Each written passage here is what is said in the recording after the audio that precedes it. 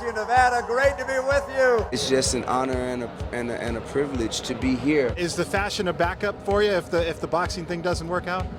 The money team, we winners. One allegation, OJ says he was never told of a possible plea deal. It's kind of a gray area, and it's caused some confusion for visitors out here on the Fremont East. Of course, that is the goal out here, protecting lives, protecting property. Neighbors and family members holding on tight to each other tonight after 2 people died. One of my mom's friends put us through the window, we tried to grab the baby's hand. I just don't have the time. They don't give me a time when they're letting them out. You take care of the patient, you send her home, you come back to the office, you submit your bill, you get paid, and then here's the problem. 6 years later, you're being told that it was a mistake.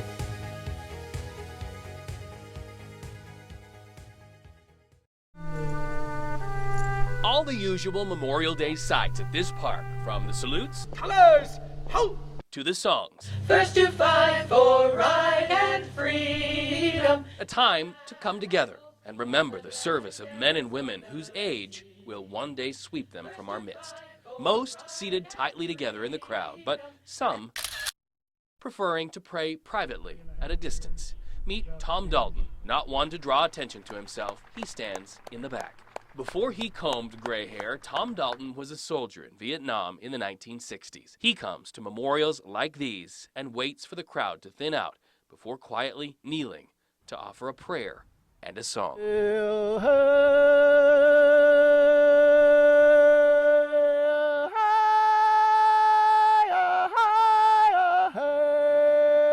Taps, the Native American version, one his ancestors taught him. Tears don't flow, but the tears will flow later on during the day and when this is over. Dalton, among a proud group of Native American people who have joined our armed forces with the same humility as we saw in this man standing at the back of the park under a tree. He wants no credit for his service, just progress for his people, much like another person. 84-year-old Dorothy Burr, whose father served in World War I and whose husband served in World War II. We caught her singing. Burr, a teacher until just 2 years ago when illness took her left leg.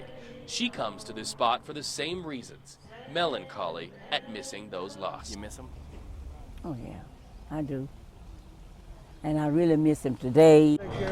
Jack Ford missing a friend too, saying in the battlefield we all bleed the same color, and honoring the tapestry of freedom that is made of those many colors this day. It's what's made us as strong as we are, because we have that diversity. A diversity, a sentimental journey, and a song to remember.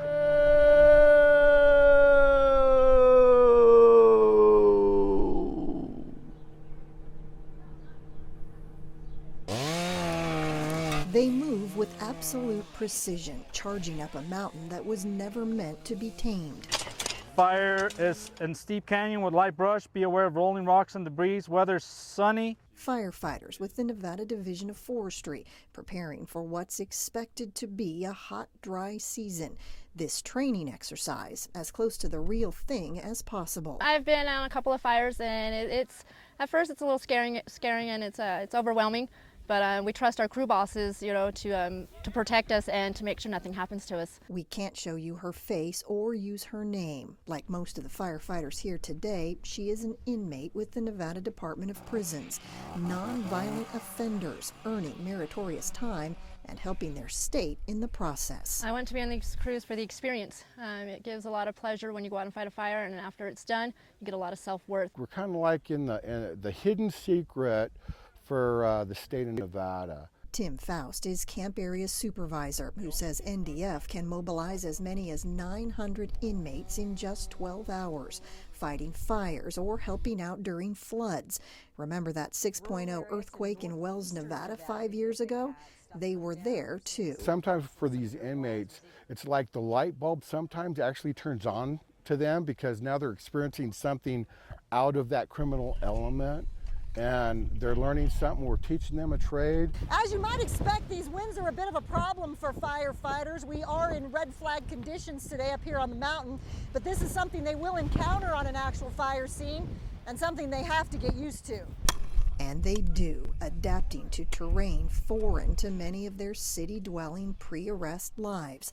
The work isn't easy, but the rewards are there. They're pretty much hand-picked, and they know that this is a privilege to be on this crew. And I think the pride, you'll see the pride. Ready for wildfire season, ready to give back. Well, we were sitting around twiddling our thumbs doing nothing. Denise Rosh, News 3.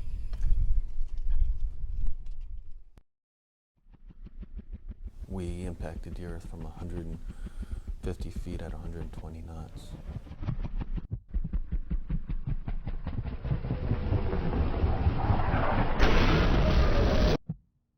Immediately upon impact, a fire starts.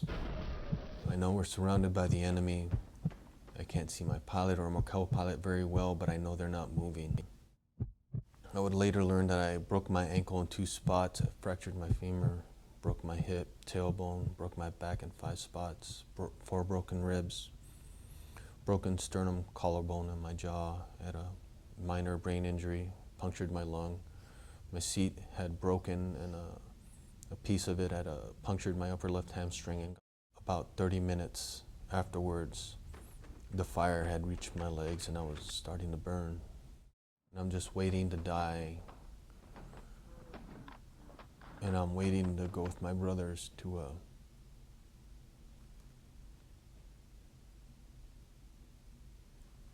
I'm waiting to go with my brothers. When I see my team members from the other bird coming up to me with a look of disbelief and fear, that's when I first felt fear as well. Not only for myself, but now because I could lose 3 more brothers. They tell me that my crew is dead except for Captain Wisniewski and Captain Simone. I felt nothing. I didn't accept it. It didn't make sense to me. It's just an incredible weight to bear, to see your brothers die, to see their families cry. I had over 20 surgeries. The last one was over 13 hours just to repair what was left of my legs. Finally, on 3 November, I would be released and I would come back to Vegas and I would still be in a wheelchair. One thing I wanted to do was come back and be part of the squadron again. My grandmother was a quilter, my mother was a quilter, so it kind of runs in the family. Jamie Harris loves to sew. She finds the process relaxing and easy. My mom keeps it going, and so I got interested from her. But stitching together the pieces of her own life's tapestry required considerably more work. I have had a couple people, send and ask where are your people from and what's your family surname, to which I just respond, I'm sorry, I'm adopted. Did you feel growing up like you thought you looked different than your family? Yes, but not as much as my sister who's Korean and Mexican. Really? Yeah. Now, is she adopted as well? There's 3 of us and we're all adopted.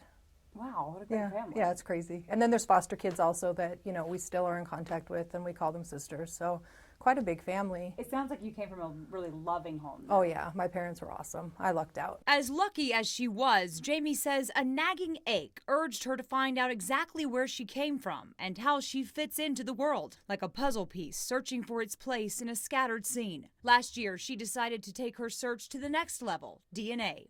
And so Jamie turned to one of the many popular ancestry search options available online, using a person's own DNA to track their lineage. I don't have any idea about my biological family at all. The DNA is processed here at a top-secret lab in San Diego, California.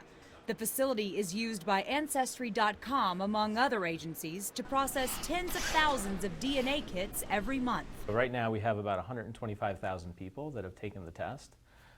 So when you take your test, you're automatically connected into that network, and we'll surface for you all the people that you share enough DNA with. That means you're related. Much to her surprise, Jamie's results were eye-opening. While she expected a mix of European, like English, Scottish, and Irish, it was the revelation that her bloodlines also traced to the Middle East, Persia, and also from the Nordic country of Finland. It really kind of threw me for a loop. I see myself a little differently now. Just knowing that I do fit somewhere is really a cool feeling.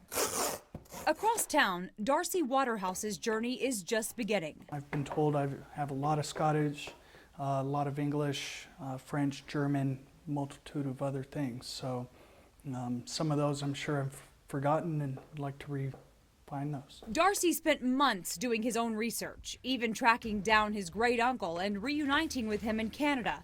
That discovery left him wanting more, and that is where the DNA test comes in. Fill tube with saliva to the top black line. Darcy places a few drops of saliva in the test tube before repackaging the kit and walking it to his mailbox to be shipped off for processing at the lab. It's definitely something I've been looking forward to and happy that I get the chance to finally move forward with it and get that part of it. And hopefully it brings a lot more interesting data and a lot more research for me to complete on. Are you concerned at all that your DNA is going to be stored in this warehouse with no guarantee who may or may not see it at some point?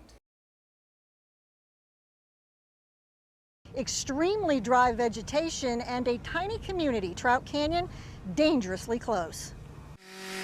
It's a sound echoing throughout Trout Canyon, a California hotshot crew using chainsaws to clear out dry brush, a proactive measure as the so-called Carpenter 1 fire bears down. We're seeing some fire behavior that we would have anticipated later in the season. Jay Nichols is with the U.S. Forest Service, who says the fire started Monday afternoon, the result of a lightning strike. Today, a helicopter is brought in, dropping 90 gallons of water pass after pass. Still, it is not enough, the rough terrain making it difficult to control the flames. Well, you can see that terrain. Would you want to be working there on a hot day? So they're trained to do it.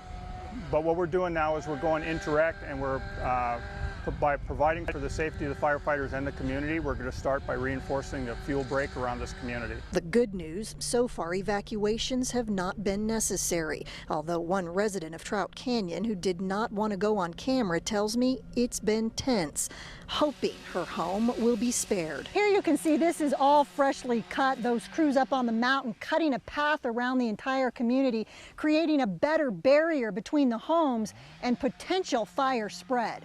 There was a fuel break here a few years ago. Stuff has grown back in. They're reinforcing it, widening it, and improving it. And Jim and Jessica, I can tell you that Trout Canyon has been through this before. A number of years ago, I covered another wildfire in this same area, and those scars are still visible today. Reporting live, I'm Denise Roche for News 3. Let's go back to you in the studio.